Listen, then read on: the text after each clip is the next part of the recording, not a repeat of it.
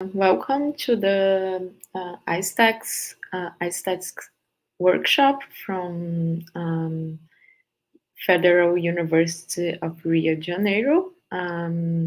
Today we have Teresa Marques as our guest. Teresa is a associate professor at the University of Barcelona. She specializes in philosophy of language and has interests in metaethics, epistemology, feminist philosophy, and the legal and the social philosophy. Her recent work focuses on disagreements and conflicts, retractions, evaluative and normative discourse, including pejoratives, hate speech, conceptual engineering, feminists, and the interaction between language and the social reality. And she has recently edited the book Shifting Concepts, The Philosophy and Psychology of Conceptual Variability with Åsa Wikforss for Oxford University Press. This book is from 2020. And also the book Collective Action, Philosophy and Law with Chiara Valentini for Routledge. This last book is from 2021. So, Teresa, thank you so much for being here with us. It's such a pleasure to have you. You're such a great philosopher. So please go ahead. Okay, hello. First of all, let me thank you very much for the invitation. Muito obrigada pelo convite. I'll be doing my presentation in English for the benefit of I guess, a wider audience. And I have some slides to share, but just before, I really want to say that I'm really happy to see you here and to participate in your seminars. And I hope that the talk that I'm giving today is of some interest. So I will share the slides. Let's see. Okay. How does this go? Okay, good. So my talk concerns mostly evaluative language today, and in particular on aesthetic value in particular, that, as Rosie mentioned, this was the general interest of this series of talks. And what I'll be doing is revising a little bit, or reviewing a little bit earlier things that I've said and the kind of positions that I'm more familiar with and that I'm more sympathetic to, and then see an apparently similar but different recent position by Nick Riggle that is forthcoming in Ergo, the journal. So let me move. So the general interest that the topic has concerns the role that aesthetic discourse, or talking about aesthetic properties, seems to play in our lives. We use aesthetic language to complement, to demean, to invite to action, to warn people, to praise, to recommend. It seems to reveal our interests, our preferences, motivations, and in some cases it may also reveal our lifestyles. So the question is, how does it do that? And why do we talk about aesthetic value? And why do we disagree about aesthetic value? Why do we care about it? And I hope I have a little bit to add on this. By the way, all the images that I'm using in the presentation today are from a Spanish painter, a painter from Valencia called Joaquín Sorolla, who I really like, and I really enjoy his paintings. So I just use these images for the whole talk. So the plan is roughly the following. I will briefly motivate the kind of view that I like, the view about communication about aesthetic value, where what people share, it might involve particular affective states or emotions, preferences, or standards of taste, and it doesn't involve just beliefs. I won't go into much detail as to why on how I think this works, because I want to then lead to the criticism of Nick Riggle's proposal, and so I can't just develop and repeat my own views. Nick Riggle's proposal seems to be similar to the kind of view that I favor, because he favors what he calls a communitarian proposal, or a communitarian theory of aesthetic discourse. But I think that there are some crucial things missing in his proposal. I think that he the way he explains talk of aesthetic value, it seems to me that the talk of aesthetic value does not really explain how it expresses judgments as well, and it also doesn't explain how aesthetic discourse might contribute to change other people's attitudes and aesthetic attitudes. But more crucially and more importantly, I think that he focuses on the wrong kind of value, one that is not intrinsically aesthetic, does not concern aesthetic properties of the objects that we appreciate. Very good. So just to start motivating the kind of view that that we're interested in, it concerns, I think this contrasts with a recent talk that you had in this series that was defending a kind of objectivism or realism about aesthetic properties. I'm not opposed to realism, but I think that subjectivism has something to do with aesthetics. So why is the point about subjectivism and disagreement relevant when we talk about aesthetic value? One way of putting it is to ask, why do we argue about aesthetic values? So here's a way of understanding the motivation. If we think of a simple model of disagreement, very basic model of disagreement, we can see what challenge aesthetic values place on this simple model and on some assumptions that the model seems to have. So let's talk about what David Hume called matters of fact, right? If we think about disagreements over matters of fact, it seems that they are based on an idealized paradigm about what disagreement is. So there's supposed to be, on such idealized disagreements, an objective fact of the matter, and either one gets the facts right or wrong, right? Then when two people disagree over what the facts are, they can't both be right. At least one is wrong when one believes that P, whatever P may be, and the other believes that not P. This is a simple idealized model, and in a lot of areas, it seems to be unrealistic. In fact, a lot of the, well, perhaps not most, but a lot of the disagreements that are worth having over matters of taste, over value and normative import of various situations, actions, values, or objects, occupy a large and central share of human activity, but this is not suited to the simple model. Okay. And indeed, if we go to the Crispin Sartwell Stanford Encyclopedia of Philosophy entry on beauty, it starts by weighing arguments for subjectivist versus objectivist accounts of beauty, and he considers what some have called the paradox of taste. So on the one hand, there's the view that beauty seems to depend on subjective responses which is a relatively common view in philosophy and has been defended by David Hume or by Kant in some respects, right? We say things, as I will say, that we don't dispute taste. On the other hand, this is why there's a paradox, we clearly do have aesthetic disputes.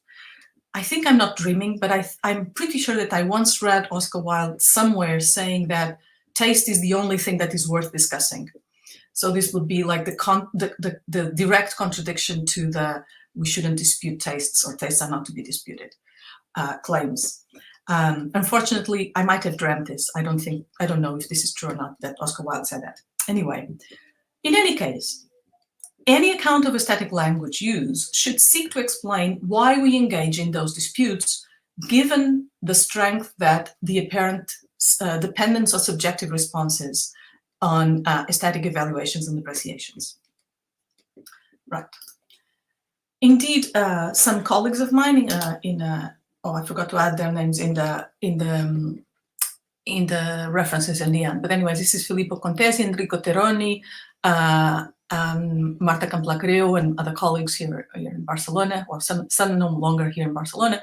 They have a manuscript where they are indeed considering what the paradox of taste is, and they say the fundamental question in aesthetics is whether aesthetic judgments are subjective or not.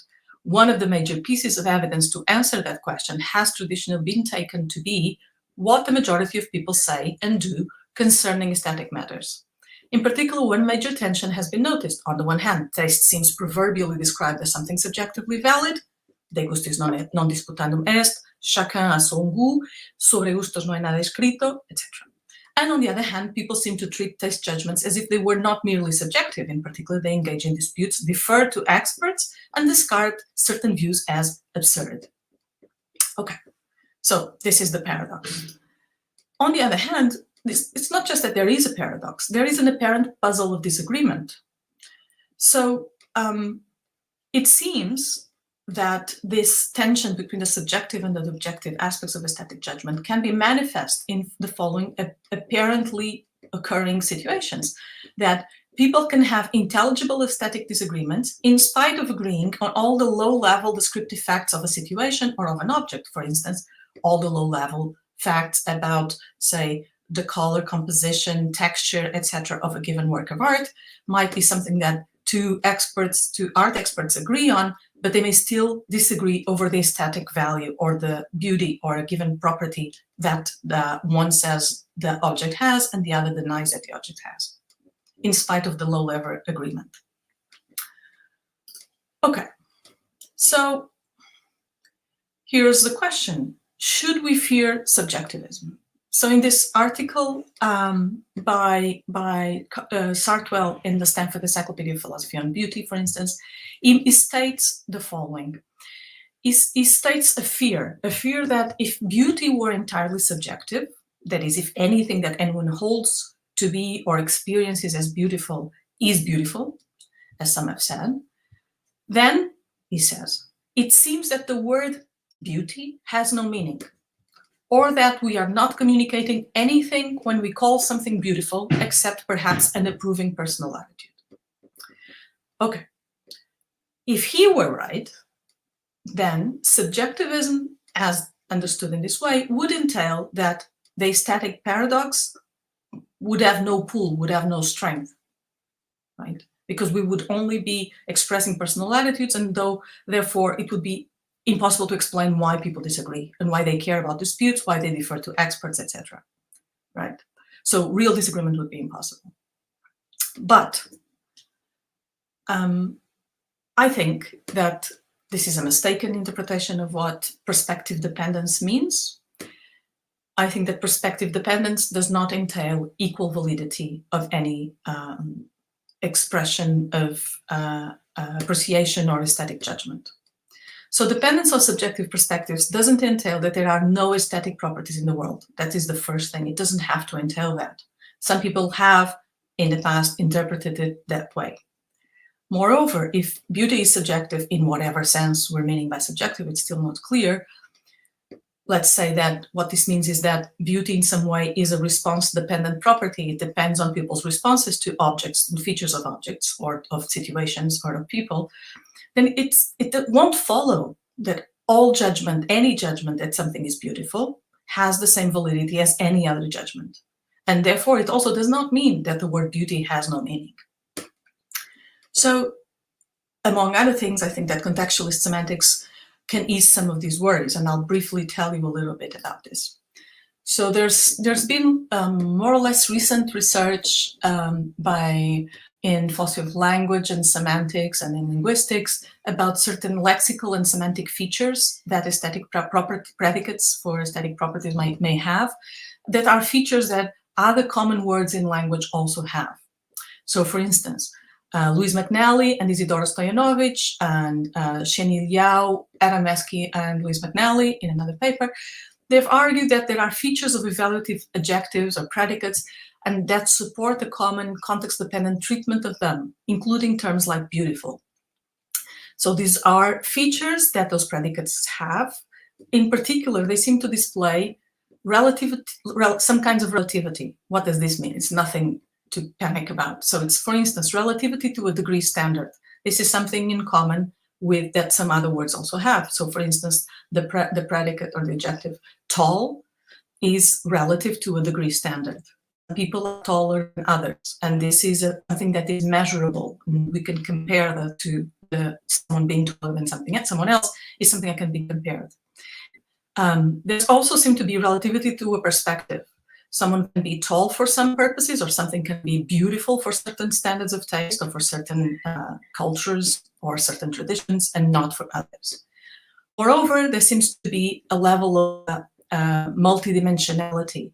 So something can be beautiful in some respect, but not in others. But there are also other adjectives like this. For instance, being big. Something can be big in some respects, but not in other respects. Okay, so there are different dimensions to which big might apply. So these are features that typically some gradable adjectives have. Some are absolute gradable adjectives, other are relative gradable adjectives. And these features of aesthetic properties, like beautiful, are not exclusive to English, although most of the work has been done, all this work has been published in English. So, for instance, the same features can be said to exist for the Portuguese. Well, there are many different words for beautiful, but belo or bela, lindo or linda, bonito or bonita, they are all words that might depend on a degree standard, they are measurable, they might depend on particular perspectives, and they might depend on particular dimensions that we are evaluating.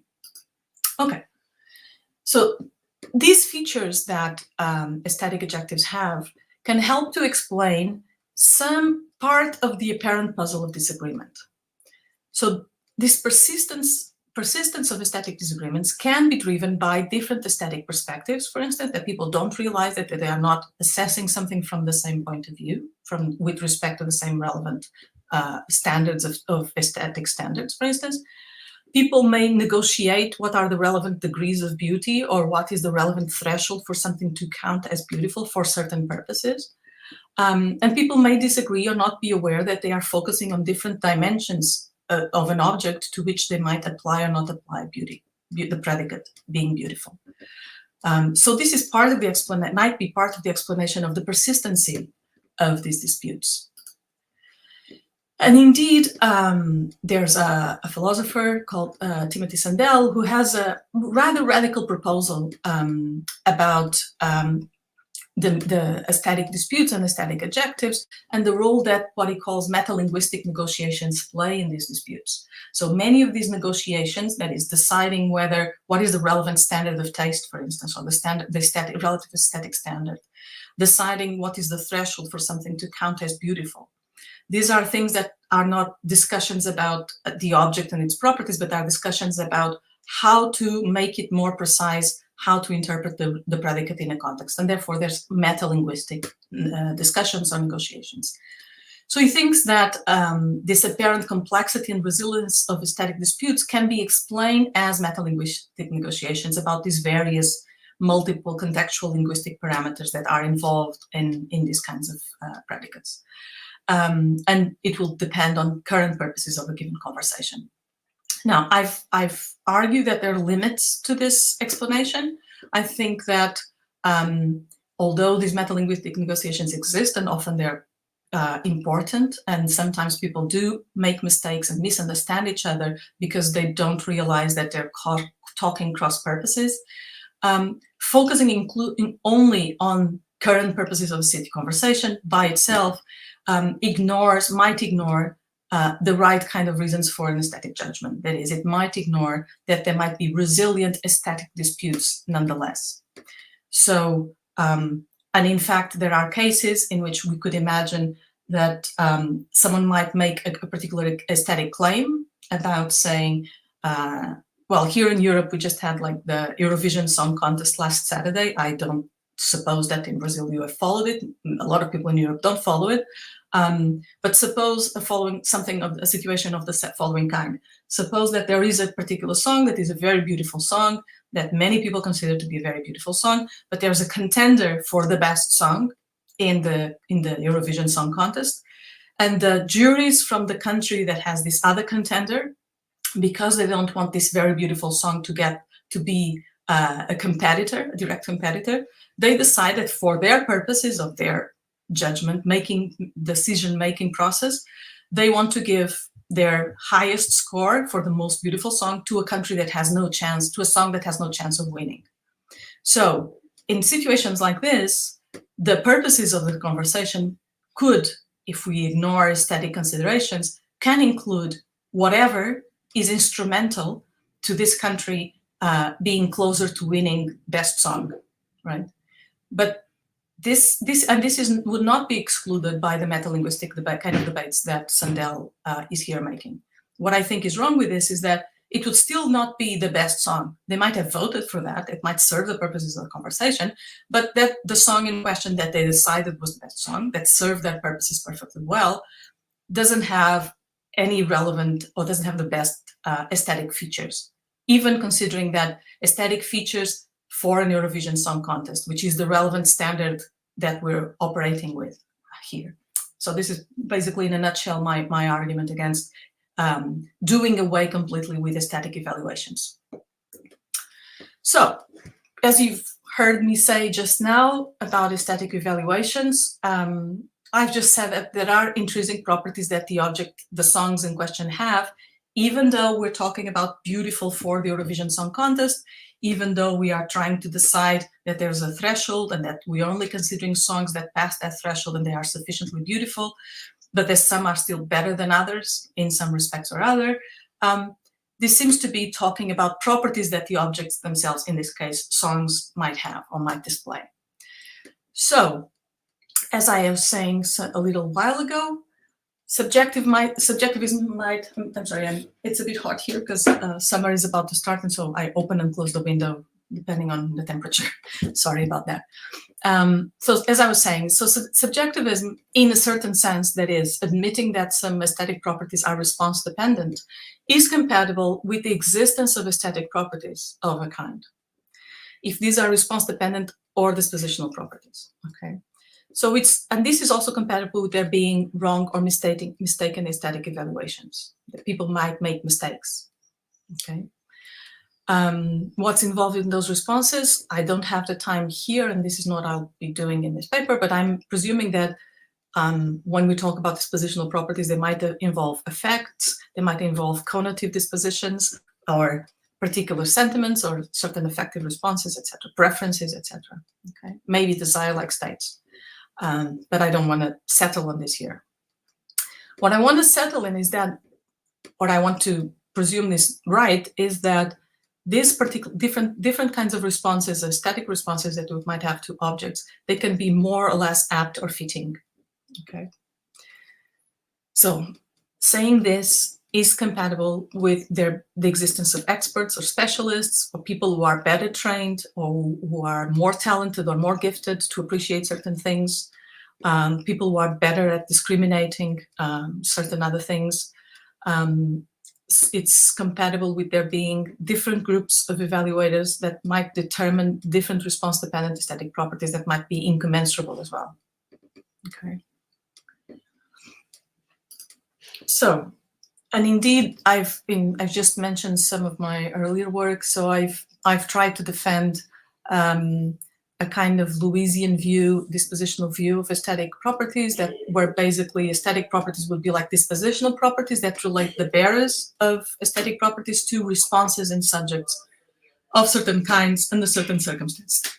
Okay, so aesthetic standards for simplicity. So a single object would be able to produce contrasting responses on different sensibilities, assuming same underlying low-level descriptive properties of an object, say as the painting, as I was saying earlier on. If people really have different standards and incommensurable standards or sensibilities, presumably there's no good reason to take only one of them as the veridical standard on which to appreciate the properties of the non-aesthetic properties of the object. Again, this would be compatible, consistent with some kind of subjectivism, right? Because it will be a plural kind of subjectivism. It will be tied to facts about us or about facts about people like us, about what we find beautiful, where we might not be the people who happen to be in the same conversation. It might be people who are disposed alike. So, and because of this, I think that we can call these kinds of dispositional properties then obvious properties. They are what we are disposed to assess or appreciate or enjoy. Okay. So we might, and this does not commit us to deny that there are things, words or predicates that are expressed by, or properties that are expressed by a particular predicate. An aesthetic predicate like beautiful can express an aesthetic property. Of course, the property itself might be variable depending on the relevant relator of the terms. Of course, Lewis contemplates the possibility that in some cases, some value predicates or some value terms or some value properties themselves might be universal, might be that absolutely everybody is disposed alike towards those kinds of things, but other things might depend on particular local communities or different local kinds of people, etc. Okay. Oops, sorry, I skipped one. So, persistent disagreement. So we might have persistent disagreements even after we sort out all the metalinguistic confusions and misunderstandings that might exist. Once we've settled all those ways of interpreting, what is a relevant comparison standard? What is the relevant threshold on which we discriminate? What should be the relevant kind of threshold or degree? What is above, what is lower? We might disagree on some of those things, but we might have incommensurable. So we might agree on good for, say, a good song for a Eurovision Song Contest, say, but we might still have incommensurable aesthetic standards about those things. I'm here talking about paintings instead of one of those instead of the Eurovision Song Contest, but that doesn't really matter for the difference. So we were supposed two people might be presumably art critics or experts in appreciating paintings, and Anna might say Sorolya's paintings are beautiful, where the express property would be beautiful given Anna's type of standard, the type of standard that people like who have the standards that Anna has, whereas Bea would say Sorolya's paintings are not beautiful, and here beautiful would mean the property beautiful given Bea's type of standard. Okay, and here we would have something that would be incommensurable. We would still have a persistent disagreement because their standards are incommensurable. Now, the standard objection to some of these accounts is that, well, the propositions that they're expressing are not contradictory, because they're expressing different, one is affirming one property and the other is denying another property, and so there's no contradiction.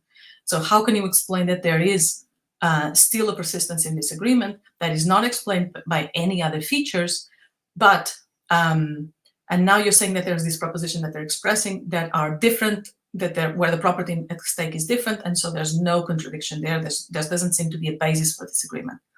How can you explain this? So a suggestion that Andy Egan has made, for instance, who is proposed a kind of dispositional account as well, is that in these cases, the role of evaluative discourse, I'm here quoting, is going to be to get the participants in the conversation on the same page with respect to how they think they would respond to the objects of evaluation under the appropriate conditions. My view is similar. There are some minor differences in that he talks about their set properties, that the properties of a single subject of the disposition might be based on a kind of a central property, a centered word property. And I prefer to talk about properties that are then obvious, that is, they are first person plural rather than first person singular, but that's not very important here. My view is that in making aesthetic judgments through language, we don't just assert the proposition that a certain object has a certain response-dependent aesthetic property. We also try to make a normative update on common ground, which is not merely my expression of my cognitive attitudes. Rather, the attitude that I'm sharing is one that is put forward to be shared. This is the attitude that we're putting forward to be shared, and in the sense, this is the sense that the de nobis would have, that we are expecting in some way or other that this is the apt attitude to be had towards these kinds of things. This is the relevant, this is the good static standard to have towards these kinds of things for people more or less like us. So in the case of Anna and Bea disagreeing, it's not, they disagree not because they make contradictory assertions or claims, and also not because they presuppose that the other shares her aesthetic standards, because they know that's false. So they know that the other doesn't have the same standards at the moment, but because they are implicating that there's each of them is implicating that her own standard is the diffusing right one to have, something like that. Okay. I'm trying to go quickly over this because this might confuse you more than anything. So issues about whether or not, I'll just briefly mention in case someone is interested, then you can ask me about it later. If not, no problem, it's fine. So evidence that there's not at issue content that is present. You can see these things by doing standard tests for not at issue content. What is not at issue content? They are either semantic presuppositions or pragmatic presuppositions or implicatures, right? The Gricean notions of implicatures. So these are the kind of tests that are usually used when people presuppose or implicate something. So if someone presupposes something, that you can test if the presupposition or an implicature is present by seeing if this would be a normal thing to happen. So suppose Anna says, that's a beautiful painting, and Bea can reply, hey, wait a minute, I didn't know you like this kind of art. There's something about Anna's disposition towards the painting. Or you could also try the following test. Anna says, that's a beautiful painting, and Bea says, hey, wait a minute, you can't expect us to find this beautiful. They don't share the standards, and she's making it clear. So she's canceling, she's trying to signal that she doesn't share this not at issue assumption or presupposition or implicature, which we still haven't decided that this is the standard of taste to be shared, or the aesthetic standard to be shared. Finally, the thing that sort of suggests that this is not a presupposition but an implicature is this kind of thing.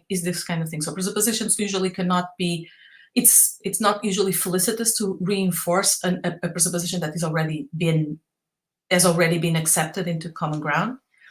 But implicatures are not like that. So implicatures can be reinforced. So Anna could say, that's a beautiful painting. And what's more, it's incredibly well balanced and joyful. And she could go on adding reasons why she thinks that it's a beautiful painting. So this seems to be something that's implicated, I think, when making aesthetic judgments.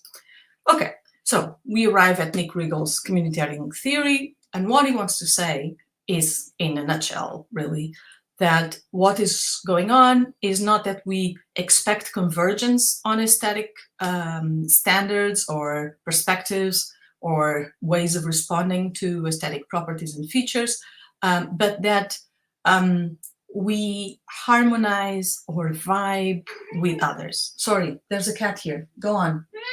Sorry, go away. I'm really sorry for my cat. Okay, let's hope she goes away. Okay, I think she's gone. Okay, so Nick Riggle, now the point of presenting his paper that is coming out soon. So he questions, for instance, Andy Egan, and hence he also questions a view that is close to the one that I hold. He also questions another paper that came out in 2016, I think, by Perez Carvalho and Santori, which is an account of communication for expressivists, let's put it. And so they try to explain communication that goes beyond normative matters, communication in general. So here's something that Riggle says about the Perez Carvalho and Santori's claim. He says, others take convergence beyond normative and aesthetic discourse and see it as the basic point of conversation. So in descriptive matters, we would seek to establish a common ground of shared belief or shared acceptance of propositions as true, whereas in normative or aesthetic discourse, we would try to converge in other ways. So they claim that for all conversations, as long as the interlocutors think that there's a point to engage in conversation, they must think that they ought to converge on some live possibility, that is, on some possibility of how to engage with something that you don't rule out. So converging on a live possibility is just what the point of conversation is. This would be Perez Carvalho and Santori's view.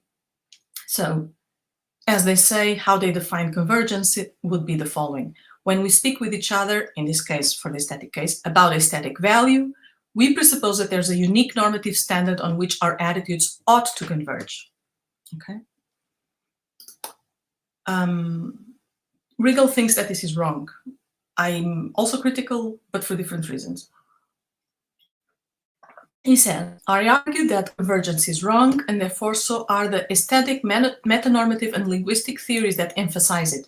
It misconstrues the fundamental aims of aesthetic discourse and thereby overlooks the distinctive character of aesthetic community and power of aesthetic discourse to create it.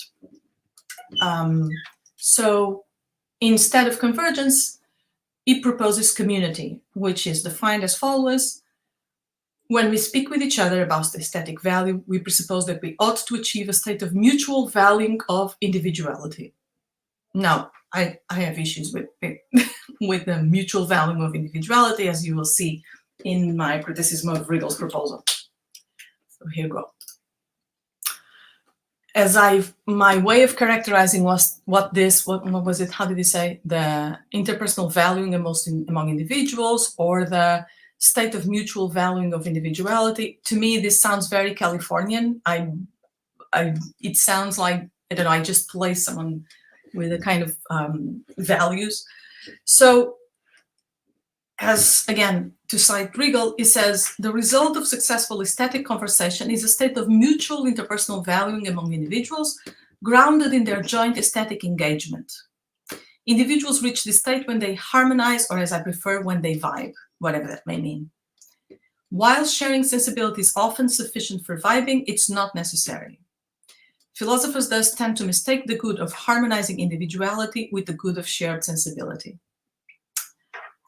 Okay, let's see if we can make sense of this view.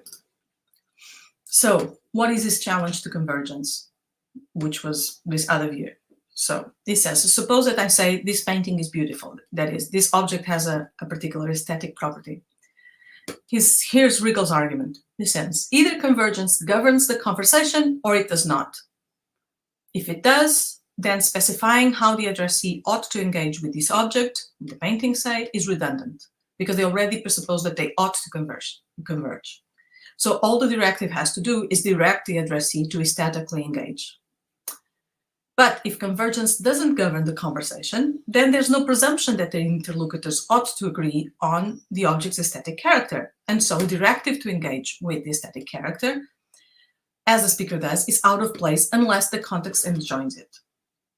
Okay, so this will be the argument. I think it's too strong to say that it either governs the conversation or it doesn't. I have issues with convergence, which is the definition of the principle by periscope and Santorio, that are different.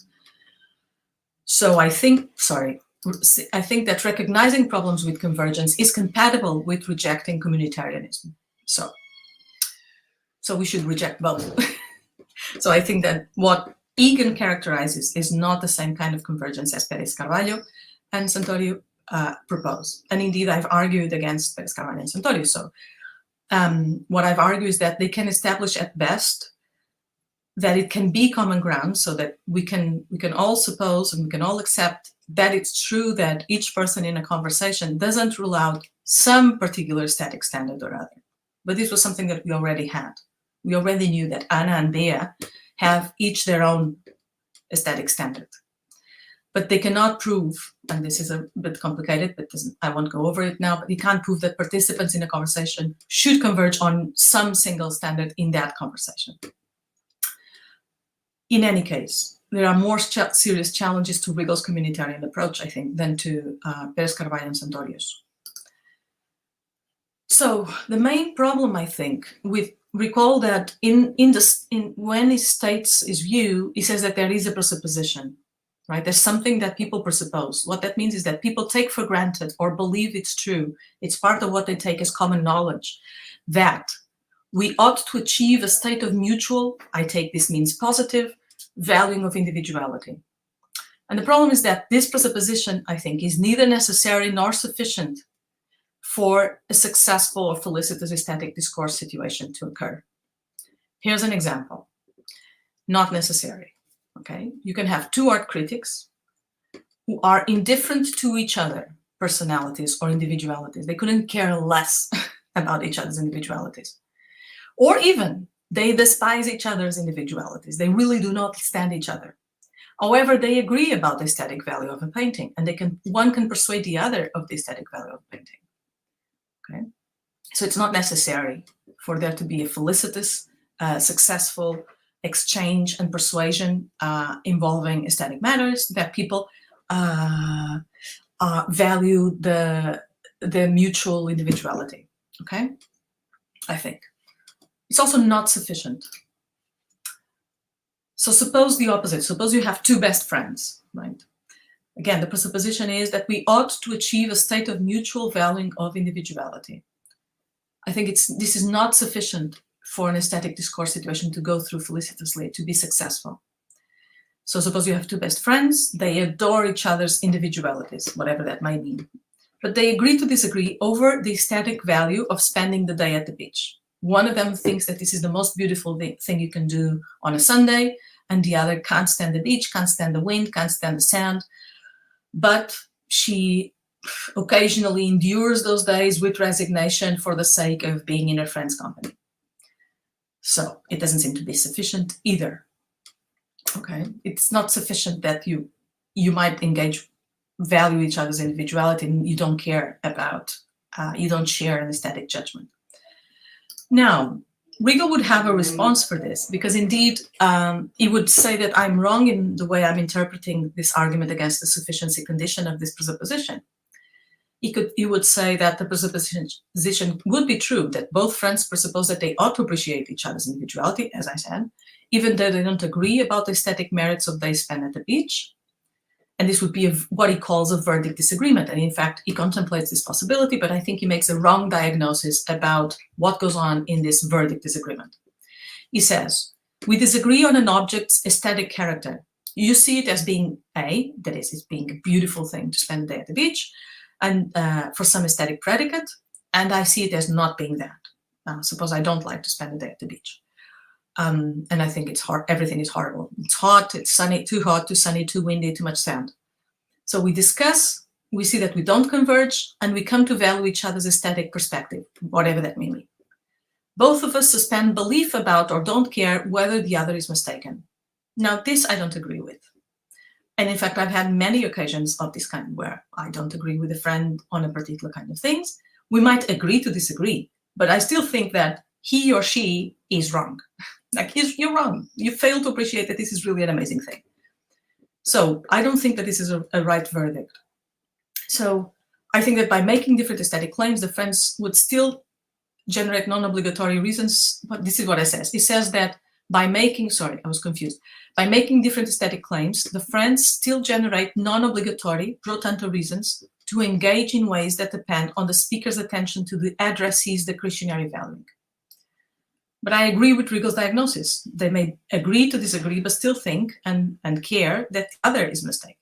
You might still think, you should really try not being so stiff when you come to the beach. Just relax, say one of the friends. So I think that this failure to notice that this is a common thing, I think it's common. It's common in my experience. I think this brings us to the main problem with Riggle's theory. I think it focuses on valuing the wrong value. It's not that valuing other people or our friends or it doesn't matter. It's that that is not an aesthetic value, basically, for the wrong reasons. So here's Riggle. He says, aesthetic claims generate non-obligatory pro tanto reasons to engage in ways that depend on the speaker's attentions to the addressee's discretionary value. Okay. We find norms of aesthetic discourse that center around discretionary valuing. We aim to make aesthetic claims that are sensitive to the addressee's discretionary valuing, and so have a chance of generating non-obligatory reasons to engage. In doing so, speakers have to exercise skill in their attention to individuality. It's not in their attention to aesthetic properties or features of the objects that we appreciate, is to other people's individualities. I think we may have pro tanto reasons to engage with others' discretionary valuing if we care sufficiently about other people. But those are not aesthetic reasons, unless we're talking, say, of someone with a beautiful personality. Mutatis mutandis, valuing other people and vibing with them, whatever that may mean, is not the same as valuing aesthetic properties of objects, nor is it coming to share an aesthetic judgment about properties of objects. Okay. What else does he say? He says, he spends a good deal of this paper considering the kind of illocutionary act that is performed when we make aesthetic claims or judgments. So he spends a lot of time considering whether if there were like a reason or a norm that requires convergence, then maybe this would be an order, or maybe this would be a recommendation, or maybe this would be an invitation. And so he ends up agreeing and arguing that aesthetic claims are invitations. This is the kind of illocutionary speech act that one makes when one says that such and such is beautiful. We are invitations that express our desire for the addressee, that is for the person we talk to aesthetically evaluate an object in a certain way. And since this is an invitation, and invitations are speech acts, they have particular felicity conditions that are characteristic of the speech act in question. So what is the felicity condition of an invitation? In general, he says, an invitation for someone to do phi is felicitous only if the speaker believes that the addressee is not already doing phi, because you don't invite someone to come for dinner if they are already at your house having dinner. You have a standing to invite someone to do fight, or for instance, to come for dinner. You don't invite people to come for dinner at other people's houses, for instance. You invite them for your own house, unless the owner of the other house says, could you mind inviting them to come to my house? And that's a delegation of powers. And also, you would it would be felicitous to invite someone if you believe that either you would value the other person's doing this, say coming for dinner, or the person would value the fact that they would come for dinner, or that we would jointly enjoy our jointly having dinner together if you were to accept my invitation, so, something like that. So what's the problem with this?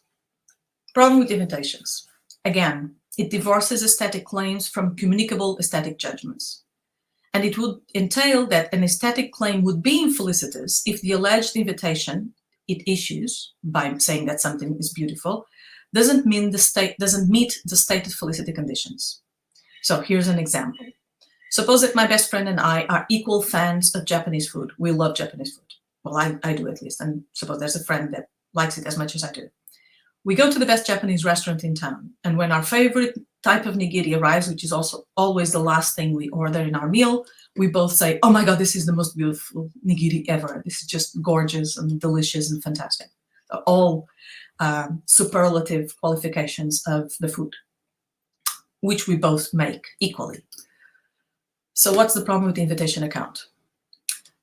The utterance, oh my God, this is the most beautiful nigiri ever, makes an aesthetic appreciation of the nigiri in question, and the judgment is shared by me and my friend. However, recall that this is supposed to be an invitation. Do I believe that my friend is not already sufficiently enjoying aesthetically the experience of eating this nigiri? That's false. I know very well that she is already enjoying it as much as I am, as much as is possible. Do I have a standing to invite my friend to enjoy a nigiri? That's really unclear, I think. First, because it's unclear whether I can invite someone to do something they're already doing, but also it's unclear whether I have a standing to invite someone to enjoy something in this sense, that it seems to be involved in the felicity conditions of invitations. And finally, you would say, I believe that either I would value my friends enjoying the nigiri, or that my friend would value her enjoying the nigiris, or that we would jointly value eating nigiris or something like that. Now, the final condition, the final felicity condition could be false. Not in this situation, because presumably we are both enjoying and we have fun going together to eat things that we really like. But recall the two friends at the beach. The one who loves going to the beach doesn't believe that her friend would value it, but she can still say that it's a beautiful day at the beach, although she does not believe that her friend would value it because she knows the friend doesn't. Okay. I think that Riggle's account has a certain risk of an aesthetic solipsism. So let me see if I can explain my judgment here. So let us return to this last condition. The condition was, I believe as a speaker that either I would value my friend doing something, or my friend or my interlocutor would value her doing something, or that we would value doing this together. This phrasing the things in this trying to have beliefs about what are the enjoyment or values that someone else might have, and the other points about vibing, seems to presuppose that aesthetic judgments cannot be shared, that they cannot be really joined in the judgments themselves. That is, that the aesthetic experience cannot be shared with others, and that we cannot have it collectively. It seems to be that to each his own or her own aesthetic experience privately. And so in this is what I mean by aesthetic values might as well be solipsistic for Riggle. For all we know, they could be solipsistic. So aesthetic value appreciation could be purely internal, private experience, phenomenon experience that is not shareable, that's not communicable. And at best, we can try to appreciate other people and their individualities, because we can't really reach the level of communicating and coming to share their experiences, right? So, and this would make sense of whatever the vibing hypothesis might actually mean. that only if we care about other people's individualities would we care to put them in a position to have some of this internal, I didn't finish that sentence, or I deleted it by accident, have some internal experience, aesthetic experience, okay, of what I think would be the relevant aesthetic experience. A different view, as I was suggesting earlier on, that I'm inclined to believe is more correct. Of course, we can value our jointifying for reasons that are related to the novice character of the aesthetic values themselves. These are properties that things have, that are properties that are they're properties that they have because they elicit a certain kind of response from people of certain kinds. And when we find people who like the same things that we do, we really enjoy doing it with, like eating sushi with people that we also like for other reasons, and we have fun, enjoy doing it with them. I think that Riggle has no alternative but to propose that our invitations are motivated by this interest in valuing individualities and vibing or harmonizing. So let's take stock and make a summary of what I think are problems of Riggle's account. I think that the presupposition that we ought to achieve a state of mutual or positive valuing of individuality is neither a necessary nor sufficient condition for an aesthetic discourse situation to go through felicitously, for me to make a genuine claim and to express my aesthetic judgment. Even people who agree to disagree about aesthetic value can still persist in thinking that the other is mistaken, and they might not care as to what value something has. Invitations to value something aesthetically can often be infelicitous, even when aesthetic claims are felicitous, insofar as they are genuine expressions of an aesthetic perspective or judgment. Moreover, pro tanto reasons to engage with others, discretionary valuing, are not aesthetic reasons to value aesthetic properties in objects, whereas ultimately, often what comes down to disagreements often involve, indeed, disagreements over aesthetic properties and disagreements about the standards on which we should evaluate those aesthetic properties in the objects. And mutatis mutandis, valuing other people and vibing with them is not the same as valuing the aesthetic properties of objects, nor is it sharing our aesthetic judgment of an object. And I think that we should be able to explain what this is, which I don't think that Riggle has done. And that's basically my paper, I think. Obrigada. Thank you very much to everybody who was here during the talk. Thank you.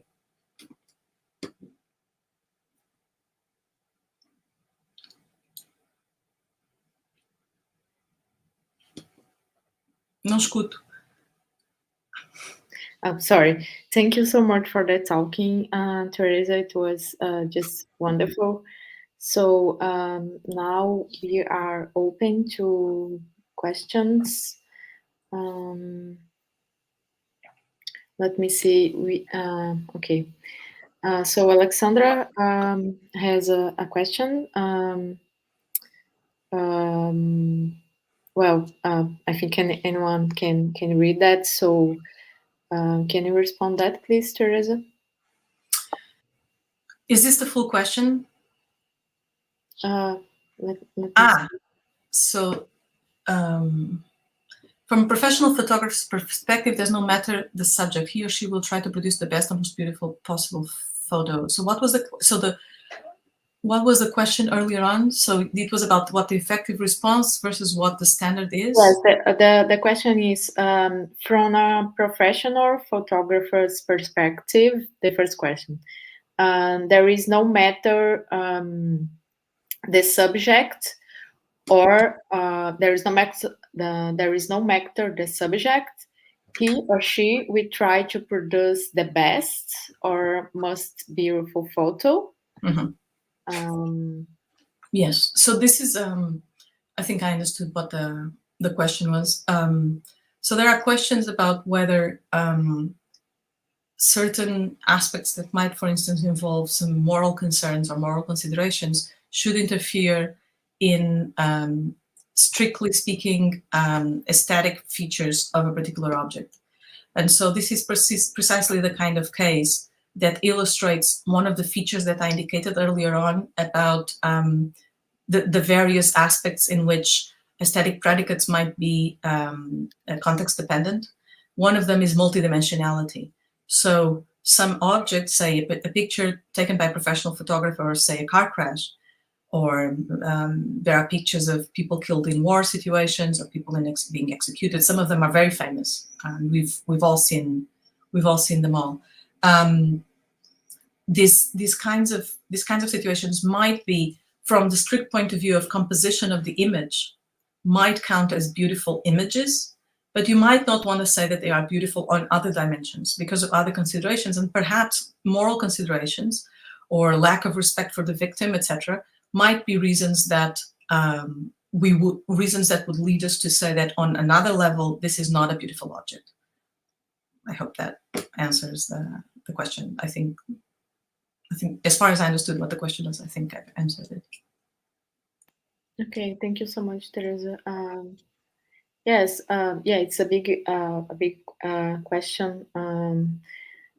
And so I hope Alexandra got the answer. So let me see if we have more questions here. Just a second, please.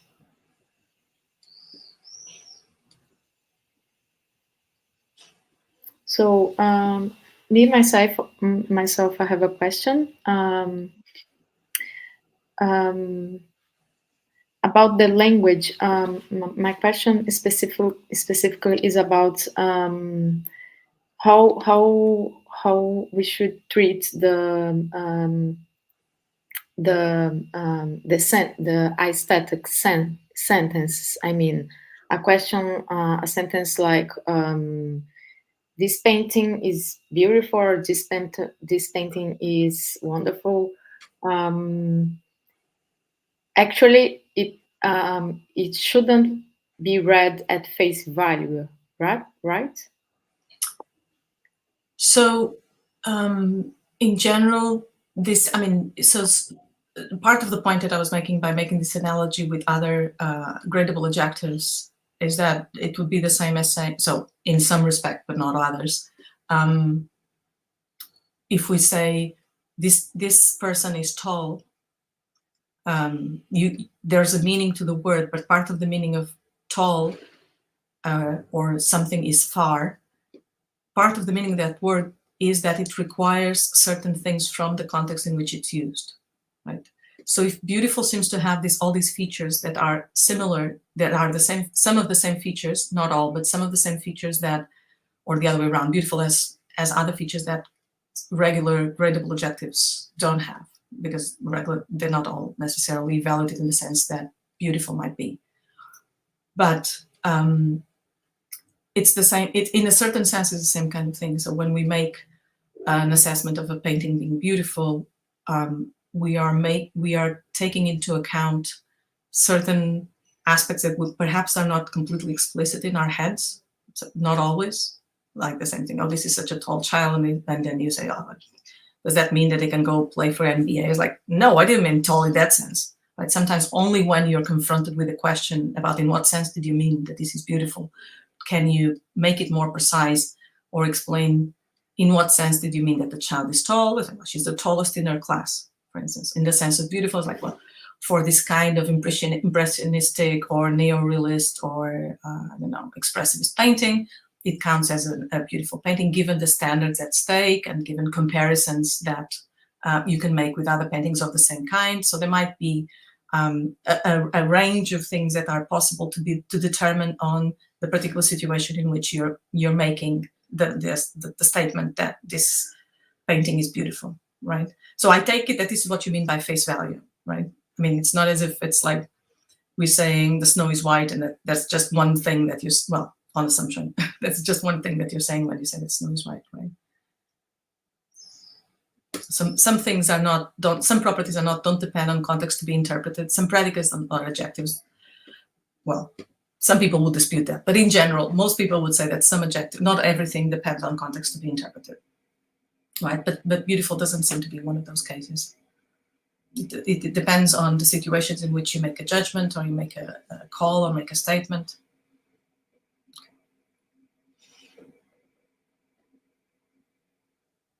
Okay, thank you, Teresa. Thank you. Here we have a question from Leonardo. Would it be appropriate to say that the predicate is beautiful is better understood as a relation of an object, a subject, and a context? So I think that the properties I think are relational. The properties at stake there. I mean, there are other properties that we talk about that are response dependent or dispositional properties. So they involve a relation of a thing to something else in certain conditions. In the case of the predicate, oh, you've changed the question.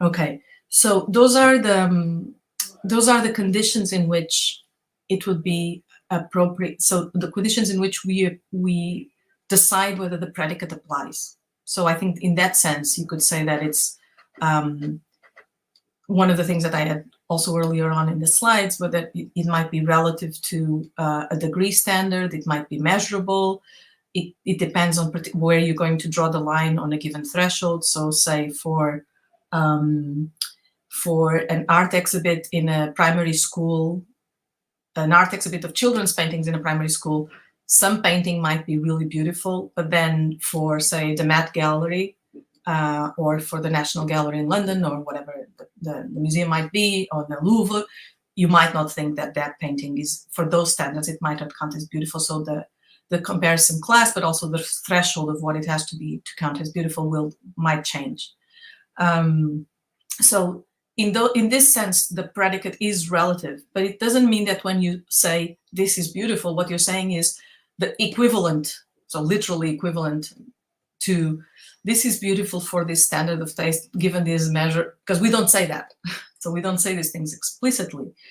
And often we also don't really know what exactly it is that we're saying until someone else questions us. And that's why this opens the possibility of negotiations with others. Like, what do you mean beautiful? We saw something similar last week and you didn't like it. Oh, but this is different because of that. So you can give different reasons depending on the context in which you find yourself to justify your assessment that this counts as beautiful and something else that was similar in some respects did not. For someone, yeah, I understand that the chat is difficult. Thank you, Leonardo. It might be, yeah. I think, I don't know, did I answer your question? I hope so.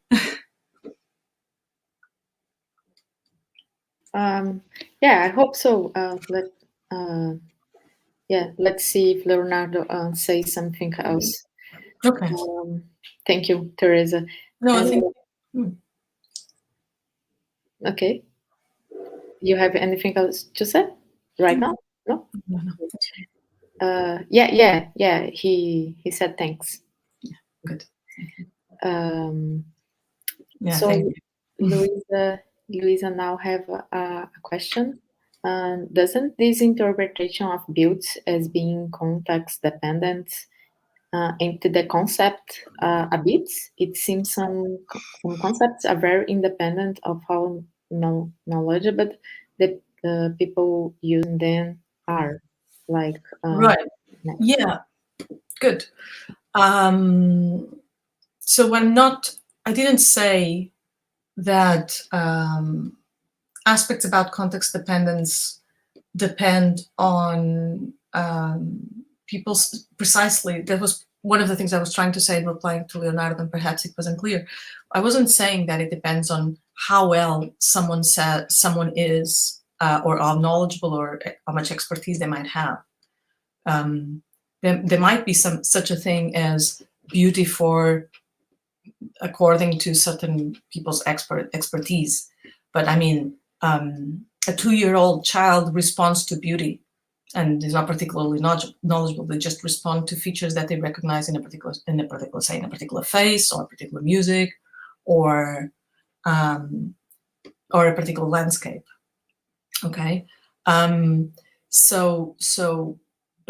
But when, say, a child gets a toy and says this toy is beautiful, but then this child looks at, I don't know, a sunset and says that the sunset is beautiful, presumably the child, even though the child might not be able to reflexively explain what are the relevant differences between sunsets and toys, and people's faces. What is the difference here between these things that makes them all count as being beautiful things? In her view, we're supposing that we have a child who already has the word pretty or bonito, right? The child might not be able to explain reflexively what is the difference. And you might ask them, so do you think that this sunset is as pretty as this toy? And like, no, there's nothing to do with it, right? So they might be invited to say more about what they find, but they have the capacity to have the response to beauty clearly, and they can acquire the expression, the way of expressing that capacity to appreciate beauty. Okay, so they generally have dispositions to respond to beauty, I think. So the point about the concept is that I think the concept, what it depends on is on dispositions to respond to things, but those things, these dispositions might be variable and depend on a lot of features of the situations in which people find themselves. Maybe these have to be normal situations, maybe these have to be ideal circumstances. So there's a lot of range for variability on whether or not you might have a relevant kind of response. Okay.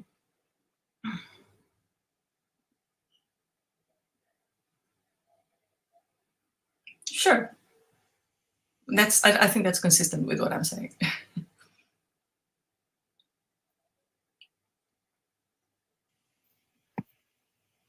Okay.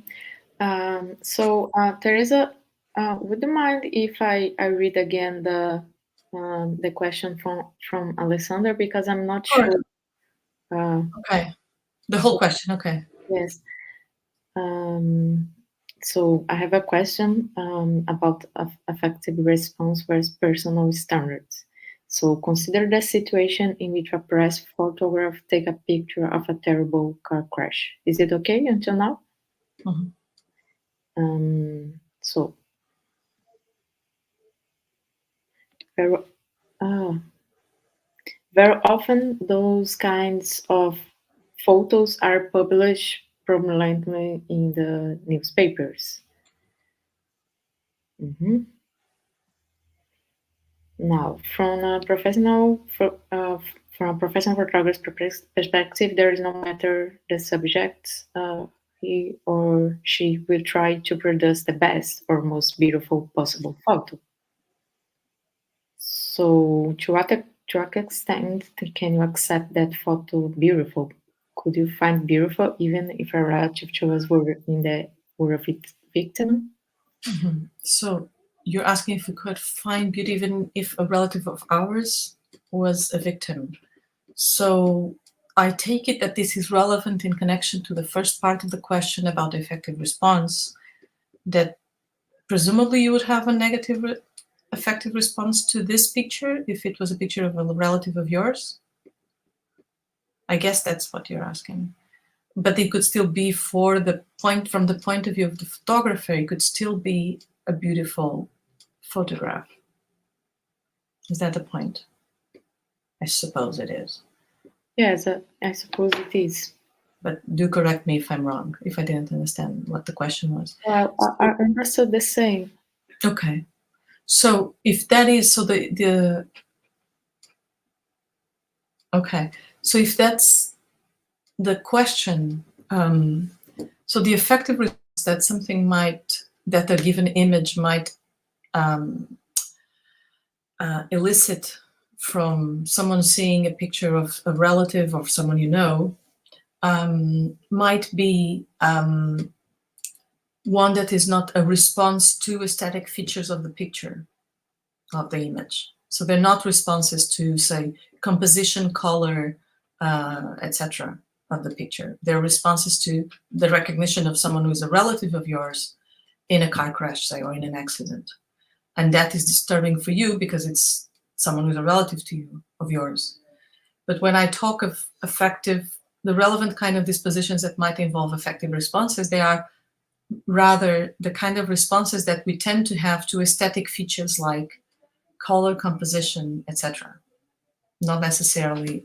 So the photographer's own judgment that this is a beautiful composition, say, and balance of light and color and whatever, shape and all these other things, make it a beautiful picture.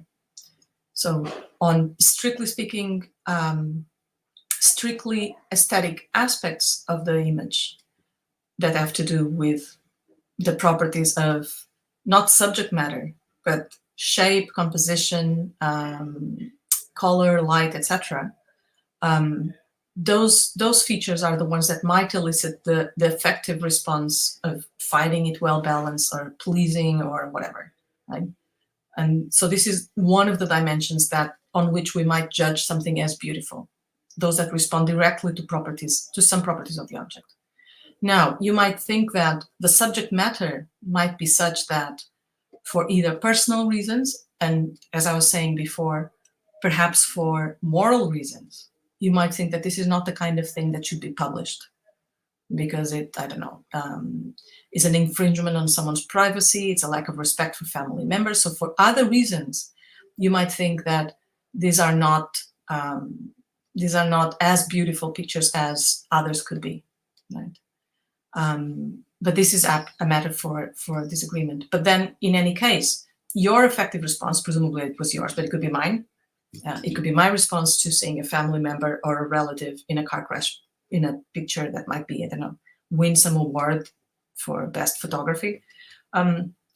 It might be disturbing for me, but my response is not a response to aesthetic features or to intrinsic features of the picture. It's a response for personal reasons, because it's a family member and because I just found out that someone died and because the newspaper didn't respect my privacy or my family's privacy, etc. I hope that now I answered the question. I think I got your question now. Okay, thank you so much, Teresa. So let me see if you have more questions here. It seems that no. So I have a last question, perhaps about it's a general question about aesthetics realism. So you said in the beginning of the talk that you don't oppose completely to realism, right? But you think subjectivism has something to say. How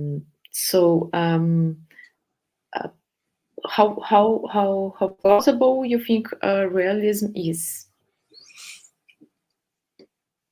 Okay, there was a little suspension just at the end of the question. Did you finish with how plausible do I think realism is? Yes. Okay, good. Well, aesthetic properties. Okay. So that's the whole question. Good. So I defer to David Lewis here. Okay, so I defer to the view that this is a kind of realism in the sense that dispositional properties are real properties. They exist in the world, right? And I mean, Lewis goes further. He says that these are natural properties, but okay, they could be. We could say that in some way they exist in the actual world, and they exist in, and they also exist in other possible situations. But they exist in the sense that other dispositional properties also exist. So if people who argue that, say, color is a response-dependent property, and that different perceptual systems, so me, a fly, a bee, and perhaps a cat or a cow, we have different perceptual systems. We see different colors in objects. Bees can see more colors than we humans can. Cows and cats apparently see fewer colors than we do in the same objects, right? So what color an object has depends on the response of the particular perceptual system. But color exists. It's not as if response-dependent properties don't exist. It's not as if, I mean, one doesn't have to become committed to the claim that only sort of microphysical properties in the universe are real. So I don't think that's true. I think that there are other properties in the world, including social properties and other properties that involve that well, at least David Lewis tried to explain in terms that are as naturalistic as possible. And so there might be properties that depend on us, and that's the sense of subjectivism that we might think is plausible. So we might think that there is some kind of the fact that it depends on particular kinds of dispositions or inclinations or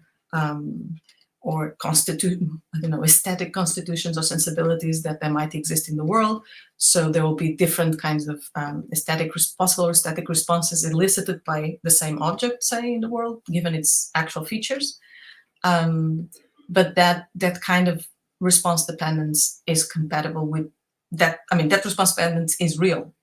And that is what, for this kind of sensibility, counts as a beautiful thing, more or less, right? So, yeah. So I think that there were periods in the history of recent, the last 100 years of analytic philosophy, more or less, where people were sort of carried away by the developments of physics and science in general, and so they thought that there was no way that we could explain. Some of it is due to Wittgenstein, perhaps, but some people would be inclined to think that value in general and aesthetics and morality in general for some reason, couldn't really be explained in naturalistic terms or in terms of things that actually exist in the world. And I don't think we have to subscribe to that metaphysics of the view of the world.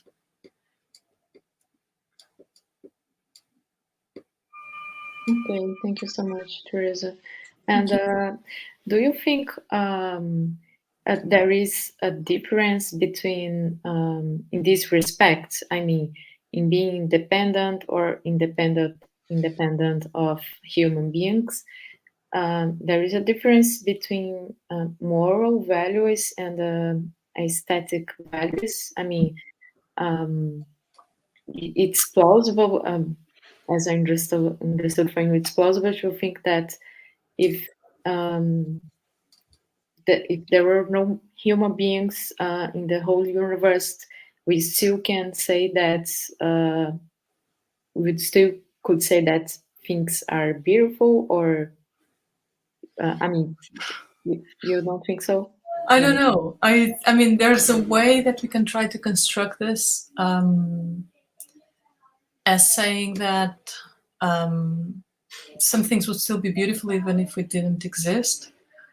But I'm unclear how exactly we should parse that impression, right? So let's see. So here's an analogy. Suppose that humanity is wiped out. Could happen. We hope not yet, but it could happen, right? Or that there were simply human beings hadn't existed, right? So there's a sense in which if there were no human beings in the world, there would still be, well, I know that some people in physics say that time isn't real and whatever, but let's forget about that. There's a sense in which we could still say that there are years and months and so suppose that we disappear, and then in 10 years from now, we'll say in that possible world, 10 years after humans disappeared, it would be there would be this new creature evolving from, I don't know, ants that is on the, say, they start to dominate a particular continent on the 12th of January, something like that. Could you say that still if there were no humans? In a sense, if we disappear tomorrow, we could still say that in a sense, because we can describe a possible world given the conceptual resources that we have. But that doesn't say that if there had never, I mean, in a universe in which there had never been any humans, it makes sense to say that some things are beautiful, over and above our appreciating the kind of things that the universe contains from our perspective as humans, I think. I hope that made sense. Right, so with the analogy with time and months and years, yeah, I don't know. So in the case of morality, which was the other part, so